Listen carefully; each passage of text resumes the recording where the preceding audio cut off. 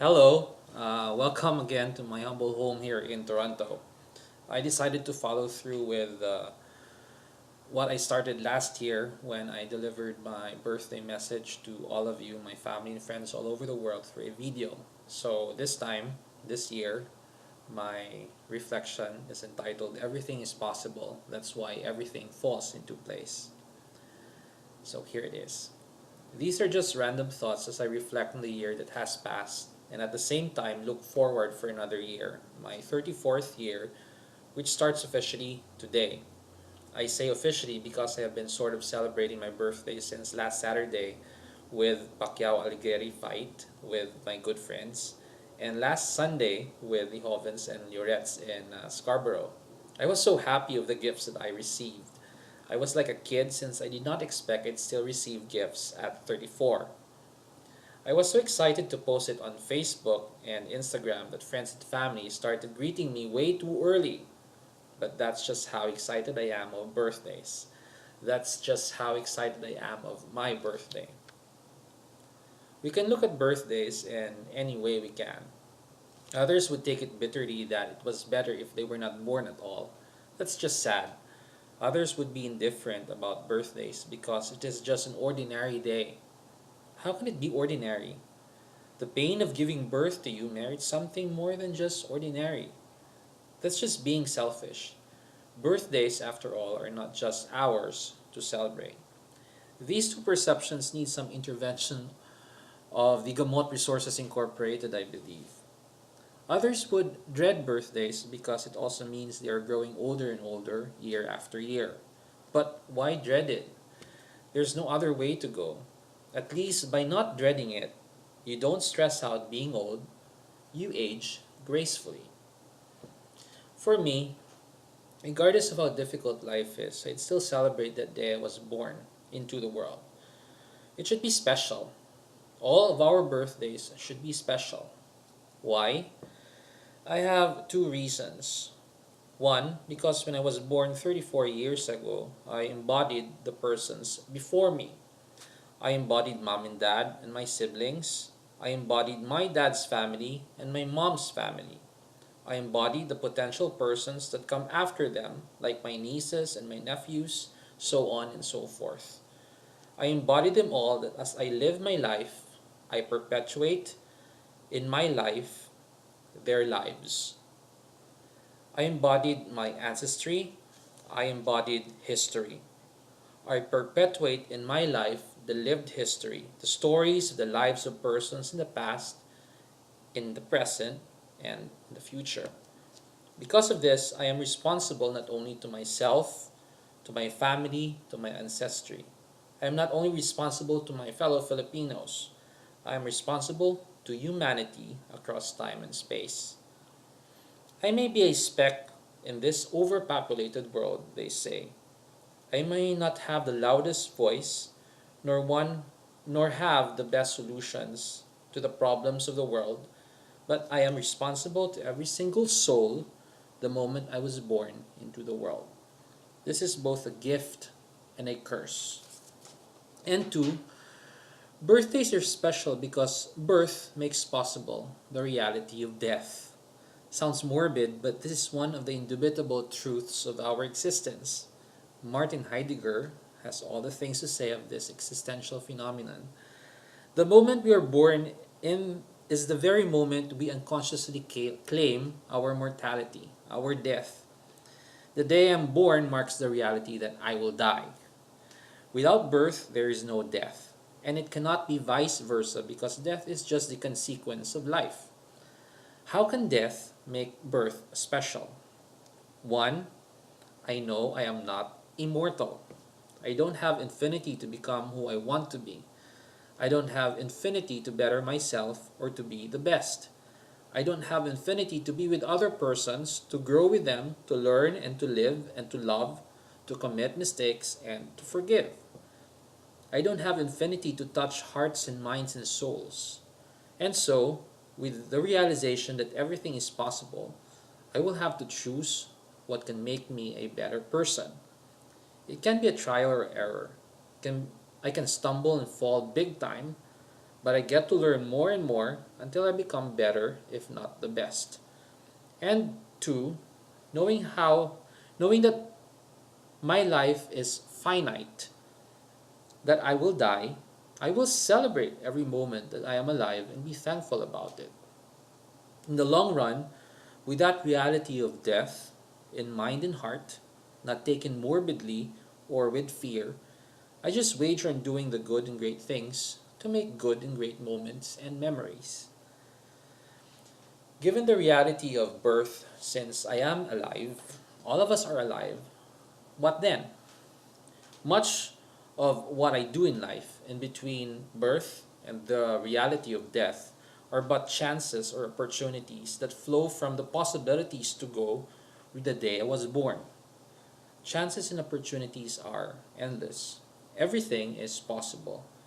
That is what birthdays grant us, that everything is possible after birth when we are born into the world. And by all means, I will celebrate it like a kid, excited, eager for the feast, the food and drinks, the cake and treats, eager with joy and gratefulness to be with family and friends. Why? Because life is full of surprises. Life is full of good and great things. Life is full of good and great moments and memories worth celebrating with good and great persons. Everything is possible. This is the gist of what I learned this year. Everything is possible. It complements with the gist of what I emphasized last year, that everything falls into place. Last year I was so anxious that I might lose myself because I could not do the things I love to do. I was so anxious because I could not find my purpose and meaning here in Canada. And much of what tormented me about this anxiety was the fact that it is difficult for me to express myself and be understood in practical terms because these passions are grounded on my ideals. Along with that, the world I am now bombards me with the realities that force me to question these ideals. Put the element of my stubbornness and my knack to take control, which I can't necessarily do here yet. Take note, I say yet. These are all crippling and suffocating. It is frustrating, especially when you know you could have done something, only that you perceive what you know may not be understood or may seem out of context or non-conventional to the persons around you. This was the existential anxiety I was referring to last year. I could not speak my mind. I could not express my feelings driven by my principles and ideals, by my thoughts and feelings. It was just imploding, and when I get the chance to share these thoughts, I was just told that the Joseph they know is not weak, but strong. That the Joseph they know always finds a way. I just prayed and hoped that my mind can tame my overthinking. The problem is my mind. Anxiety is in the mind. Overthinking is a mental operation. And the tool to process it, to tame it, is the mind too. Twisted, but yes, I had to teach my mind to tame itself. The silence of being alone here helped me with this. I am still in the process of taming my mind, but it can be daunting. That is why, with this experience, to such an extent, indeed everything is possible. And everything is falling into place as I hoped and prayed. And I'm still hoping and praying. I may not do what I love doing for a while, with all my knowledge and skills and talents, no matter how I miss doing what I love doing with the persons I love. But yes, I am not dead yet. Everything is still possible. I am just sure I was born into this world with a purpose, with meaning, and I am responsible in my own little way to humanity. Everything is possible and that things will fall into place, God's will. I know I might still have my moments, especially when I am alone at home, here, in the deafening silence, in the monotony of the cycle of life here in Canada, predictable, even redundant and boring, but I am still alive. Everything is possible. This realization made me breathe little by little. The anxiety is at the back of my mind. I don't want to let it go fully, otherwise, I might become completely different. I might be a completely different person. I just understood Soren Kierkegaard's angst all the more as I go through these experiences, these processes in my life. With all the angst, I need my ideals and principles intact. They are in my mind and heart, otherwise, I might lose track of my meaning and purpose. It's just there, nourished by the fact that everything is possible and things will fall into place.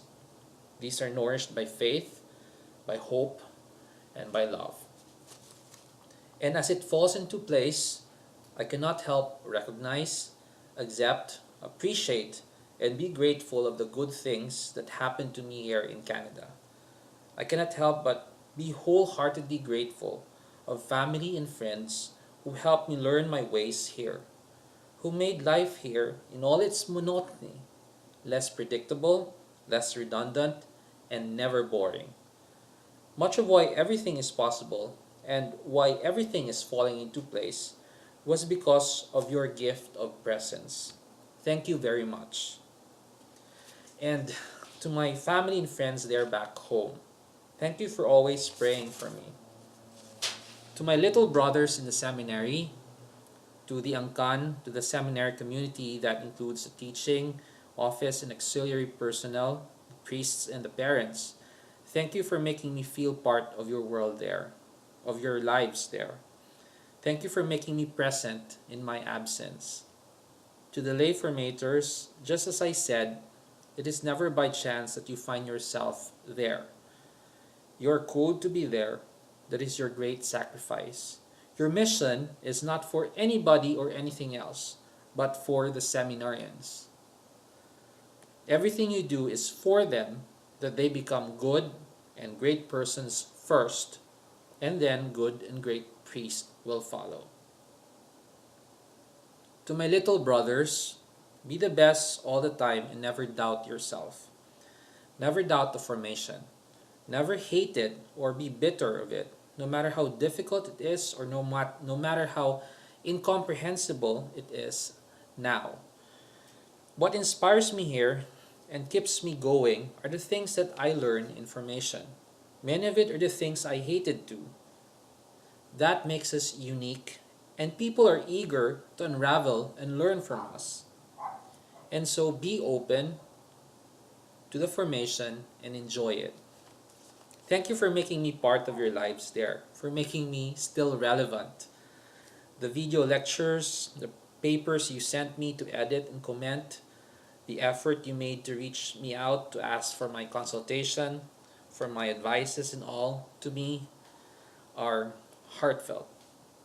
Thank you for always reminding me of my mission, of my purpose and meaning, why I was born into this world. Thank you for reminding me that I am a teacher and that I have a duty to my people. You know me and you know what makes me happy. SVFS is still the place Mother once told us about. It is my home. Thank you for keeping it alive. Hope you enjoy the treat I shared to you to celebrate my special day there with you. I miss you all and I love you all with my mind, heart, and soul. To all my friends back home and all over the world, to the 69th Street, Sinet, Al, Paul, John, Brian, Dave, Kano, Ala, Kinan, Tintin, Jovi, JV, Kingsley, Boyong, and Julius, Absen, Nu, Taklas, Tata, the two Lilies, and all those who have lived and passed by the 69th Street. To my best friends, my brothers, Philip, Richie, Paul, Pogi, Bongbong, Pope, Leo. To my classmates from elementary, the fugitives, and then the titans in college, thank you for being my anchor. The moments and memories we made are what makes me who I am now. I got to know more myself with all of you. In times that I am down here, when I asked for your prayers and support, when I asked for your advices, which I rarely or even never did before, you were there for me. And as good friends, you know how to show the truth to my face for my good. And you never stop. in all my stubbornness till I give in. In a special way, I congratulate Paul Alipa as you embrace the life of a deacon. You have put color to our lives. Now it is time to add more color to our archdiocese and, of course, to the whole universal church. Even when we are scattered all over the world, we know that we have each other's back. We know that we are not alone. I miss our coffee breaks, our chit chats, our productions, and our food trips. I miss the time we waste with each other, for each other, just to be with each other.